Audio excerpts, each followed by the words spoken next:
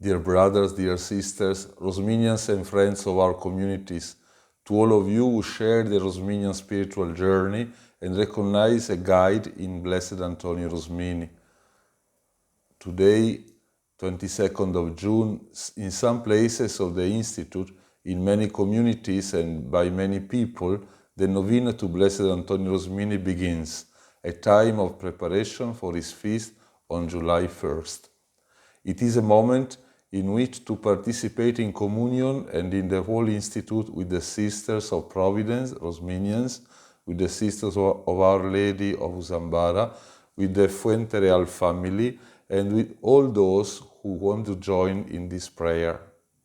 First of all, we want to pray for each other in this communion as brothers and sisters.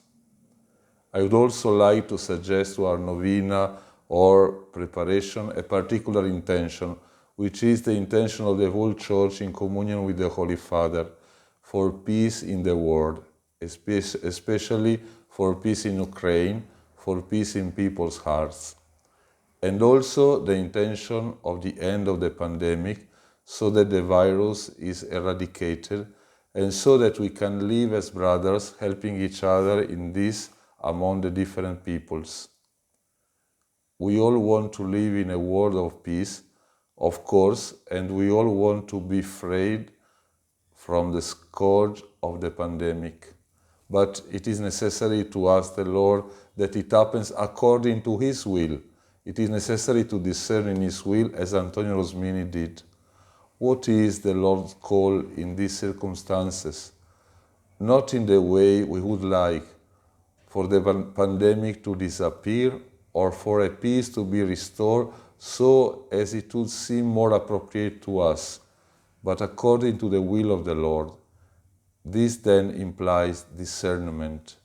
In this regard, I would like to orient our novena of intercession to Blessed Antonio Rosmini in these days with two of his words, which are the foundation of all discernment, such the discernment on peace.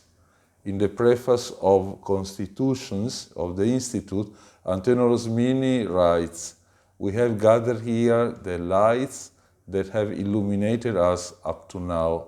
That is to say, we listen to the Holy Spirit and He enlightened us with example, history, tradition, the words of the ancient founders.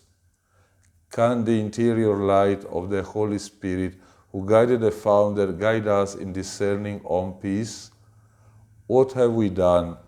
What are we doing? And what can we do for a world of peace? And what can we do to live and overcome the moment of the pandemic?" The second word that guides our discernment and our intercession in the novena is the preface to the common rules, where the Father affirms that by the grace of the Holy Spirit, no rules would be necessary, because the Holy Spirit is that internal law of love that imprints in our hearts His seal of most effective charity. The principle of discernment and the principle to act is one, is the Holy Spirit within us and among us, the one who guides us. With this invocation of the Holy Spirit, we begin and live these days of novena and preparation for the feast of Antonio Rosmini with a particular request. We unite to implore peace between peoples and that social peace that allows us to work together, to build together, even at the time of the pandemic and post-pandemic. It is essential to feel and live in these days the communion between us in prayer, in the invocation of the Holy Spirit, of the Spirit of peace, of the Holy Spirit and of His peace, through the intercession of the one we call the founder of our religious family, of our society, and of the one who has always listened to the Spirit, Blessed Antonio Rosmini. The peace that rises from the heart of each of us, where the seal of God's love is burned. United in prayer, I bless you. Happy Novena and happy feast to all.